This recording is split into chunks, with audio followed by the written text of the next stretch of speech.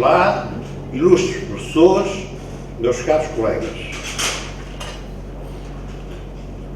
Estamos praticamente no final dos nossos trabalhos. Foram 2 dias inesquecíveis, marcados pela hospitalidade e generosidade do povo irmão de São Tomé e Príncipe, pela qualidade inexcedível da organização e pela riqueza e profundidade dos temas que nos foram propostos, apresentados por eminentes professores e uma pléiade de ilustres palestrantes. Temos uma história e passado comuns. Após a independência, vigoraram nos nossos países sistemas monopartidários e de economia centralmente planificada. Ambos procedemos às transformações dos sistemas políticos e económicos que nos levaram a enveredar pela economia do mercado e pelos sistemas de democracia. Democracia com pluralismo, voto livre, livre expressão e livre expressão da vontade dos cidadãos. Une-nos laços indestrutíveis de solidariedade e amizade fraternais. É neste contexto que eu aproveito o uso da palavra para, em nome da delegação e a meu nome pessoal, endereçar ao venerando juiz conselheiro José Bandeira, presidente do Supremo Tribunal de Justiça e do Tribunal Constitucional de São Tomé e Príncipe, aos venerandos juízes conselheiros e a todo o ilustre elenco do Tribunal, o preito de gratidão pela honra e privilégio de participar neste quarto Congresso do Direito da Língua Portuguesa e abordar o tema, os desafios, a justiça constitucional no Estado de Direito Democrático. Uma palavra de muito respeito e reconhecimento ao professor Dr. Jorge Bacelar Gouveia, coordenador do Congresso, pelo convite e por nos ter permitido desfrutar estes 2 dias de profunda reflexão do direito na nossa família de língua portuguesa. Creio que, dada a riqueza dos debates que tive de mencionar, só me resta, neste momento, chamar a colação um grande poeta lusófono, Reinaldo Ferreira, poeta português, mas cuja produção literária foi toda feita em Moçambique. E com ele dizer que mínimo sou, mas quando eu nada empresto a minha elementar realidade, o nada é só o resto. Distintos colegas, noção de justiça constitucional. A título de noção aproximativa, pode definir-se justiça constitucional como o complexo de atividades jurídicas desenvolvidas por um ou vários órgãos jurisdicionais destinados à fiscalização da observância e cumprimento das normas e princípios constitucionais vigentes. Trata-se de uma noção ampla, cujo entendimento pressupõe a sumária pontualização dos momentos histórico-comparatísticos, jurídico-constitucionalmente mais relevantes. A noção de justiça constitucional é a expressão que designa o conjunto de instituições e técnicas por meio das quais é assegurada a supremacia da Constituição, ao mesmo tempo que propicia a ampliação do conteúdo inserido na Constituição escrita através da jurisprudência constitucional. A justiça constitucional não esgota a garantia da Constituição, ou, por outras palavras, não tem o monopólio da garantia da aplicação da Constituição, sendo apenas um dos meios, o mais usado e eficaz, o mais conhecido para assegurar que a Constituição será respeitada e aplicada. Partilhamos com Aragão Reis de que a Justiça Constitucional é a totalidade da atividade judicial da aplicação da Constituição, seja ela realizada por tribunais especializados ou por tribunais ordinários, e seja ela praticada de maneira concentrada ou difusa. deixa-me apresentar também, em breves traços, o modelo moçambicano atual da fiscalização da Constituição. A Constituição de 2004, a atual Constituição, manteve o modelo jurisdicional misto de fiscalização da constitucionalidade, oriundo da Constituição de 1990, tendo introduzido em acréscimo o controle preventivo da constitucionalidade das leis, no artigo 246 da Constituição, e o controle concreto por via de recurso ao Conselho Constitucional, nos termos previstos no artigo 247. Resumindo, o nosso sistema atual de justiça constitucional caracteriza-se por admitir dois tipos principais de fiscalização da constitucionalidade. A fiscalização concentrada, abstrata e por via principal, que pode ser preventiva ou sucessiva, e a fiscalização difusa, concreta e por via incidental, que é sempre sucessiva. Em geral, estes dois tipos de fiscalização caracterizam-se pelo seguinte: a fiscalização concentrada é exercida por um único órgão e, sendo abstrata, é independente da aplicação das normas a casos concretos, visando a preservação da integridade da ordem constitucional em termos objetivos, mediante a prevenção do ingresso nessa mesma ordem de normas inconstitucionais, o controle preventivo, ou a eliminação de normas que, embora em vigor, ofendam a Constituição, o controle sucessivo. A fiscalização difusa é exercida por uma pluralidade de órgãos e, porque é por tendência concreta, prende-se principalmente com interesses subjetivos das partes num determinado processo, nomeadamente a defesa dos seus direitos. Para além desta caracterização genérica, importa proceder a distinções específicas à luz do direito positivo e tendo em conta os seguintes critérios processuais: o objeto da fiscalização, o órgão competente, a legitimidade ativa, o tempo e os efeitos das decisões. Quanto ao objeto do controle, a fiscalização sucessiva, quer a concentrada, quer a difusa, tem por objeto normas legais ou regulamentares que se encontram em vigor. Número 1 do artigo 245 da nossa Constituição. A fiscalização preventiva incide apenas sobre leis ainda não aprovadas e não regulamentadas. Quanto ao órgão competente, a fiscalização concentrada, quer a preventiva, quer a sucessiva, compete exclusivamente ao Conselho Constitucional, nos termos do número 1 do artigo 245 e do artigo 256 da Constituição. A fiscalização sucessiva compete a todos os tribunais, sobre os quais impende o dever de não aplicar, nos feitos submetidos a julgamento, leis ou princípios que ofendam a Constituição. Quanto à legitimidade processual ativa, a iniciativa processual do controle abstrato sucessivo cabe ao Presidente da República, ao Presidente da Assembleia da República, a um terço, pelo menos, dos deputados da Assembleia da República, ao Primeiro-Ministro, ao Procurador-Geral da República, ao Provedor da Justiça e, no nosso caso, a 2.000 cidadãos. Número 2 do artigo 255 da nossa Constituição. No contexto do controle preventivo, a iniciativa processual cabe exclusivamente ao Presidente da República.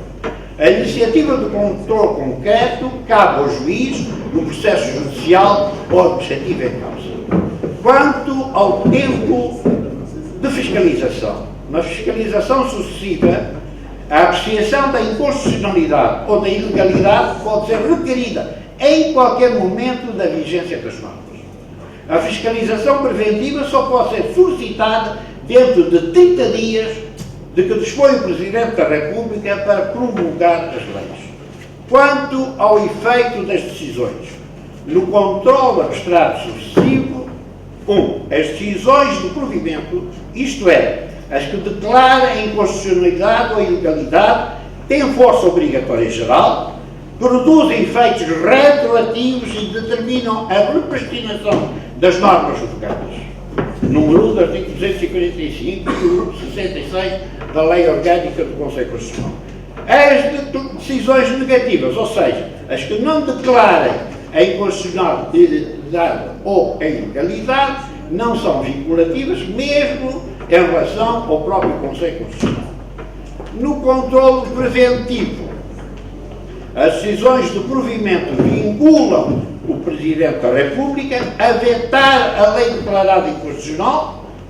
As decisões negativas determinam, a partir da sua notificação ao Presidente da República, o início da contagem do prazo de promulgação interrompido desde a data do requerimento da apreciação da inconstitucionalidade. No controlo concreto, a decisão do juiz, que se recusa a aplicar normas com fundamento na sua inconstitucionalidade, é, juntamente com os autos, remetida obrigatoriamente ao Conselho Constitucional com efeitos suspensivos. Estou a fazer referência à linha A do número 1 do artigo 247 da Constituição e artigo 68 da Lei Orgânica do Conselho Constitucional.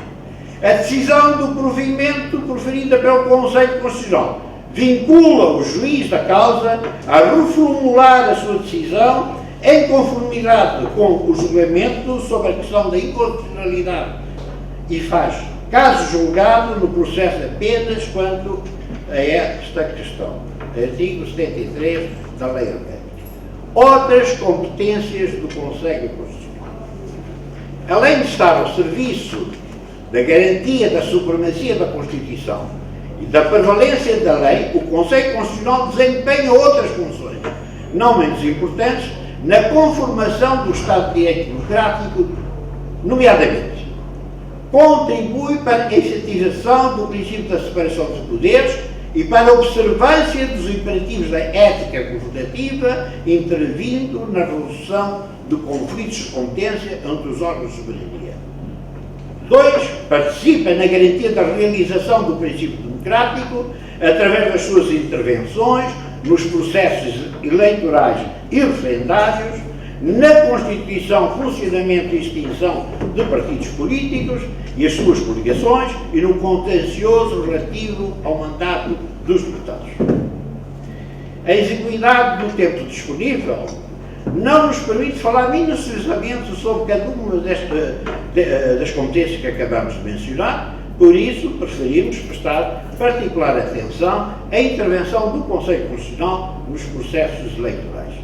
Neste âmbito, o Conselho atua em 3 vertentes a saber: o recebimento das candidaturas ao cargo de Presidente da República e verificação da sua conformidade com os requisitos constitucionais e legais, a apreciação e decisão, em última instância, dos recursos eleitorais e, finalmente, na validação e proclamação dos resultados eleitorais. A atividade do Conselho Constitucional, nos 2 primeiros anos do seu funcionamento, foi dominada por processos eleitorais, tendo decidido, no mesmo período, apenas um caso no âmbito do controle da constitucionalidade e da legalidade. Este fenómeno deveu-se não apenas à coincidência da entrada em funcionamento do Conselho com os processos eleitorais, mas também ao facto das entidades constitucionalmente habilitadas para desencadear os processos de fiscalização da constitucionalidade não terem usado dessa faculdade. E aqui é preciso reiterar que o Conselho Constitucional, por ser um órgão jurisdicional, em nenhuma circunstância tem iniciativa processual, intervindo apenas, tal como os tribunais, quando for solicitado para o efeito. Atualmente, tem-se registrado uma mudança significativa do cenário, verificando-se desde os finais de 2006 uma tendência crescente de solicitações de apreciação e declaração de inconstitucionalidade e legalidade dos atos normativos. No domínio das eleições, deve-se assinalar a contribuição que o Conselho tem procurado dar para a garantia da transparência, da liberdade e justiça nos processos eleitorais, primeiro como última instância de recurso das decisões proferidas pelos órgãos da administração eleitoral, segundo, como entidade que verifica a legalidade e a regularidade de um determinado processo eleitoral, da sua globalidade, com vista a decidir, em definitiva, a sua validade. Ao exercer estas atividades, o Conselho, além de funcionar como um órgão de contencioso eleitoral, tem também procurado desempenhar um papel didático, chamando a atenção dos diversos atores dos processos eleitorais para a importância do domínio e do cumprimento estrito das normas a que se subordinam os atos eleitorais. Nos seus acórdãos, o Conselho tem procurado apontar algumas deficiências ou imperfeições da legislação eleitoral, fornecendo deste modo subsídios ao legislador para eventuais aprimoramentos do quadro jurídico-legal regulador dos processos eleitorais. Algumas palavras sobre o Estado de Direito. Rechtsstaat.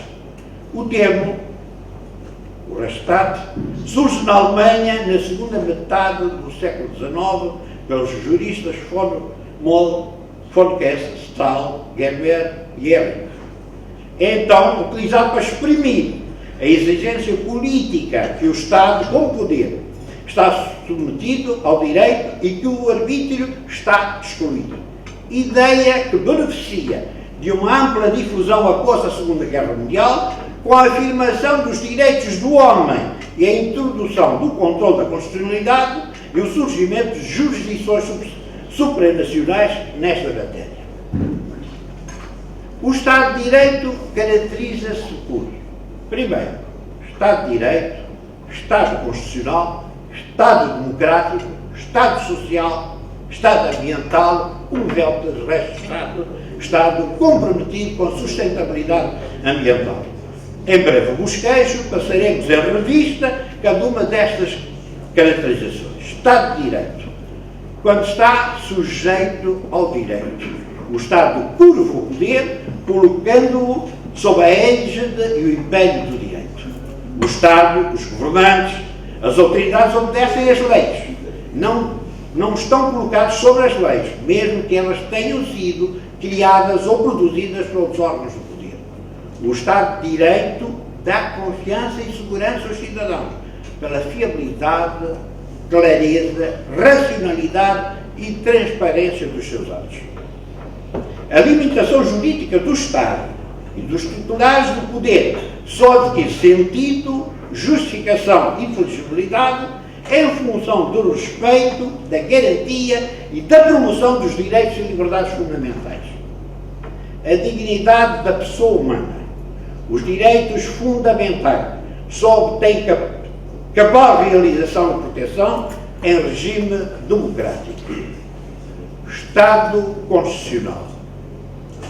O artigo 16 da Declaração dos Direitos do Homem e do Cidadão proclama de forma lapidar que toda a sociedade na qual a garantia dos direitos não é assegurada e a separação dos poderes não é determinada, não tem Constituição.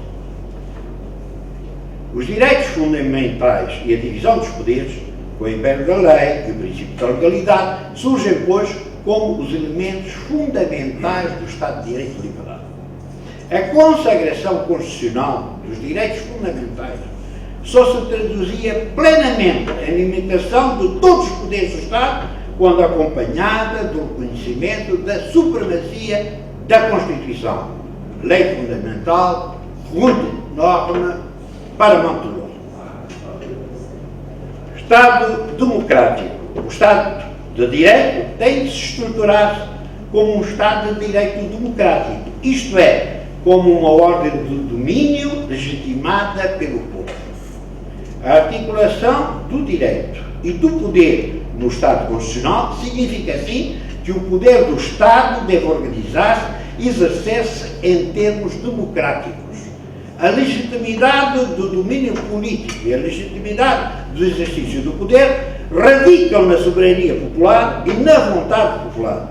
Instrumentos desta soberania popular são, por exemplo, o exercício do direito do voto através do sufrágio universal, periódico, igual, direto e secreto, a participação democrática dos cidadãos na resolução dos problemas nacionais e também através do exercício do poder local.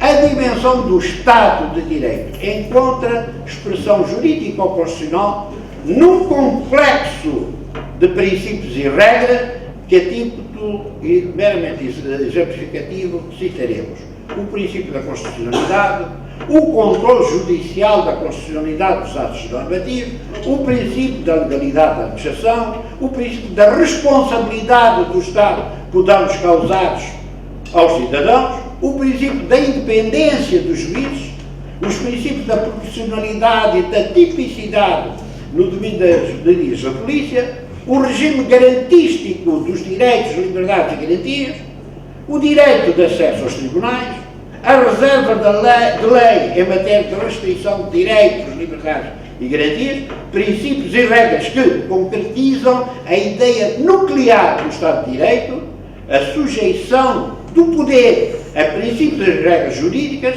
garantindo às pessoas e aos cidadãos liberdade, igualdade, segurança.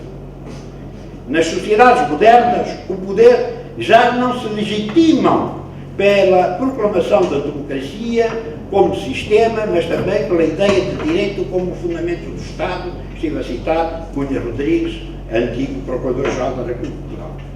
O Estado de Direito é democrático e só sendo é que é Estado de Direito. Há, assim, uma democracia de Estado de Direito e um Estado de Direito de democracia. Deixa-me terminar esta parte do estudo, fazendo uma citação de Mohandas Karamchand Gandhi. Ele dizia que a democracia disciplinada e informada é a melhor coisa do mundo.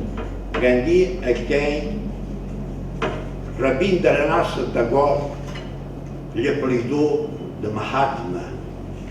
Em sânscrito significa a grande alma.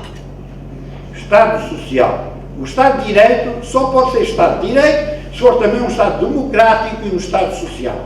O Estado de Direito só será social se não deixar de ter como objetivo a realização de uma democracia económica, social e cultural, e só será democrático se mantiver firme o princípio da subordinação do poder económico ao poder político. O Estado social tem como princípios incontornáveis o equilíbrio das clivagens sociais, estímulos regulativos e materiais do Estado a favor da justiça social, o reajustamento das condições prévias à aquisição de bens materiais e imateriais indispensáveis ao pleno exercício dos direitos, liberdades e garantias pessoais, o estabelecimento de regras jurídicas em prol do emprego e dos direitos dos trabalhadores. O Estado Social centra os seus princípios nos deveres de solidariedade e da inclusão do outro. A exclusão social é um déficit humano que corrói o próprio Estado Social. A luta contra a pobreza, o grande objetivo político e teórico desígnio do Estado Social, não se pode converter numa utopia irrealizável e numa frustração para os excluídos dos benefícios do progresso.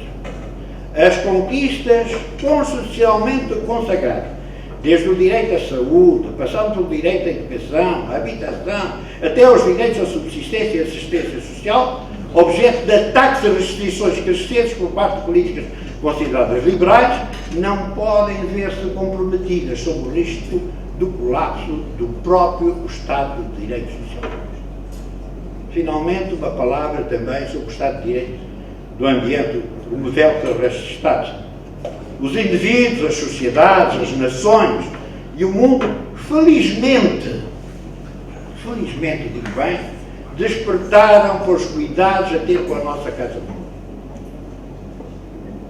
O Estado, em cooperação com outros Estados, os cidadãos, a sociedade civil, devem promover políticas públicas, quer económicas, educativas, de ordenamento, etc., pautadas pela exigência de sustentabilidade económica.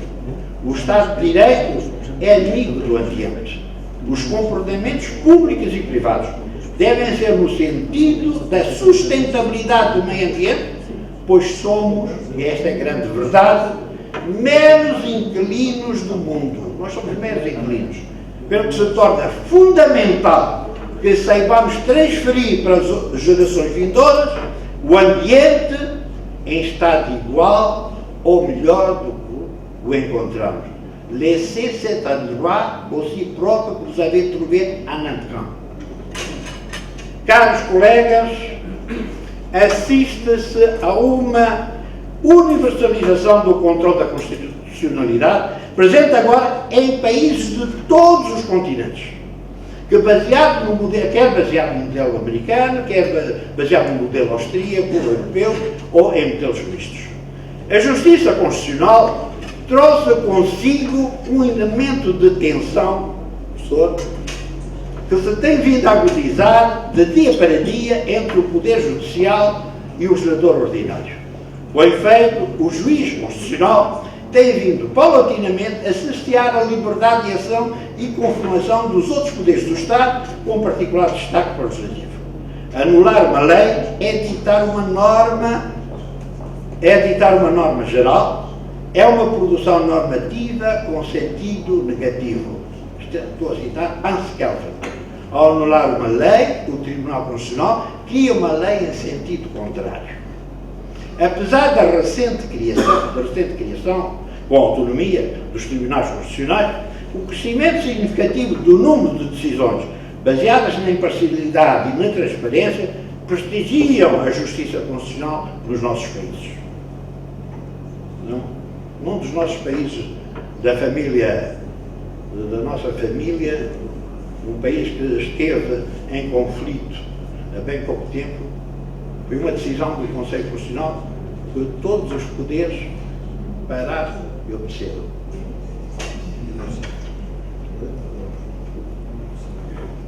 A estabilidade política e a unidade das nações constituem condições essenciais para a edificação do Estado de Direito. A África deve engajar-se na resolução dos conflitos pelo diálogo, concertação e outras formas de debate democrático. A independência do juiz constitui elemento caracterizador da jurisdição e elemento de referência do Estado de Direito. Garantir a independência dos juízes significa não sujeitá-los a ordens, diretivas ou orientações de outros poderes do Estado, em particular do Governo ou do Parlamento, como também significa a postulação de uma organização judiciária do tipo hierárquico ou subordinado, de onde possa resultar a sujeição do juiz a ordens, diretivas, orientações de magistrados de grau mais elevado. A independência não é um privilégio dos juízes, mas é uma garantia dos cidadãos. Quem fez esta afirmação foi o primeiro presidente do Supremo Tribunal de Justiça de Portugal, José da Silva Carvalho. Custou-lhe o lugar. Mas ele disse à rainha que a independência não é um privilégio dos juízes, mas é uma garantia dos cidadãos. A sujeição do juiz apenas à Constituição e à lei constitui a primeira garantia da independência interna ou independência funcional, que significa a independência perante os órgãos ou entidades pertencentes ao Poder Judicial. Independência externa, como sabe, aponta para a independência do juiz em relação aos órgãos ou entidades estranhas ao Poder Judicial. Apesar de ser um órgão judicial dotado de uma legítima e natural componente política, tanto em razão do processo da designação dos seus membros, como do conteúdo da própria Constituição, felizmente nunca os nossos tribunais constitucionais se envolveram na espuma conjuntural da conflitualidade político-partidária. Quando se faz o estudo das decisões dos nossos tribunais constitucionais, do Conselho Constitucional, felizmente não se faz a destrinça da pertença de grupos partidários, etc, etc. A composição do Conselho Constitucional, com vários modelos e características, em consonância com a realidade dos países, deve ser um fator de riqueza congregado na instituição, experiência e conhecimentos diversificados. A predominância perante os poderes políticos é inegável. Daí que, rapidamente, o apelido do novo poder, legislador complementar, do Parlamento dos Notáveis, do Gabinete de Sombra, da Instância Suprema de Revisão, do Juiz Soberano, etc, etc. A verdade, porém, é que o verdadeiro poder soberano é aquele que decide, em última palavra, sobre a interpretação da lei fundamental. A duração do mandato dos juízes não pode constituir um calcanhar daqueles da independência dos juízes. Mandatos mais longos do que os demais órgãos do poder e não renováveis conferem, pelo menos, a percepção de maior independência dos próprios tribunais. Os juízes conselheiros devem gozar da garantia de independência, de inamovibilidade, de imparcialidades consagrados na Constituição. O Tribunal Constitucional tem de ser um referencial de estabilidade e de progresso. A independência dos juízes no exercício das funções que lhe foram atribuídas, as suas liberdades perante todo o tipo de intervenções de qualquer outro detentor do poder, constitui a pedra de toque na edificação do Estado democrático constitucional de direito. Karl Lovenstein. As decisões do Tribunal Constitucional são de cumprimento obrigatório para todos os cidadãos, instituições e demais pessoas jurídicas. Em caso de incumprimento, o infrator incorre em cometimento de crime de desobediência, se crime mais grave não couber. Acatamento das decisões pelos cidadãos, pela sociedade em geral, máxima dos partidos políticos e do poder político. O acesso dos cidadãos à justiça constitucional, a defesa e proteção das minorias e o pleno exercício da cidadania são objetivos a almejar para uma efetiva estabilidade e paz social dos países. Prestígio, transparência, credibilidade, respeito pelos princípios estruturantes do Estado de Direito, de segurança, de confiança, de generalidade da administração da lei, da não retroatividade das normas jurídicas, da separação dos poderes, da garantia da guia judiciária com tribunais independentes, que, através de um processo justo, digam o bom direito para as controvérsias jurídicas.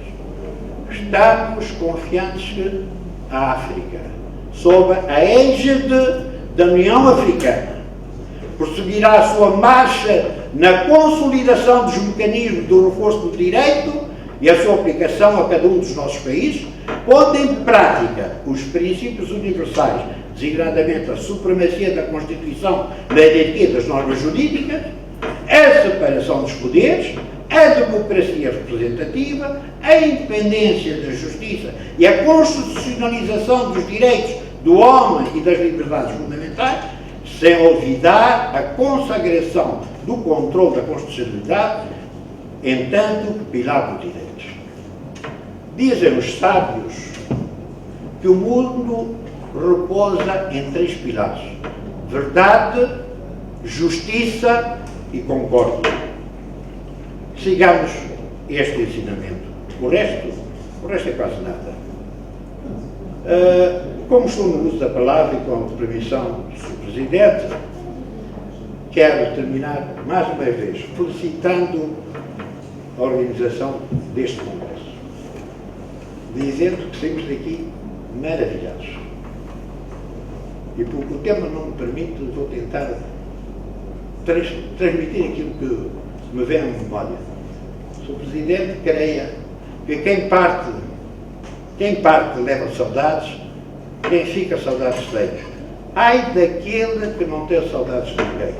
Minhas senhoras e meus senhores, se fui longo é porque não tive tempo para ser mais breve, e muito mais poderia certamente dizer, mas o que fica dito desperde a vontade desse mais, e eu dou-me por inteiramente satisfeito disso e muito obrigado.